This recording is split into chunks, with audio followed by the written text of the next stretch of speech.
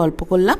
তারপর ভাবলাম একটু লেমন সোডা খাই। তো এনাকে বলা হলো যে ঠান্ডা জল দেবেন না দাদা, সেই ঠান্ডা জল দিয়েই বানিয়েছে। তা আমি মানে দুটো সিপ নিয়ে আর আমি কিন্তু খাইনি, কারণ আমার এমনিতেই ঠান্ডা লেগে যায়, তো আমি আর খাইনি।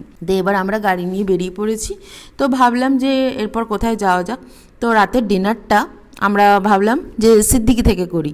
মানে সিদ্দিকি তোমরা জানো কোথাগুড়াতে আছে, মানে এত ভালো এদের গ্রিল চিকেন, মানে সমস্ত আরাবিয়ান অ্যান্ড তন্দুরি আইটেমস, মানে ফ্যান্টাস্টিক। মানে গ্রিল তো আমি মানে জাস্ট কি বলবো, পাগল করার মতন, এত ভালো। তো গ্রিল চিকেন নিলাম আর রুমালি রুটি নিলাম, আর চলে এসেছি আমরা রাঘবেন্দ্রতে চা খেতে। তো এখানে রাঘবেন্দ্রের চা টিফিন সত্যি খুব ভালো।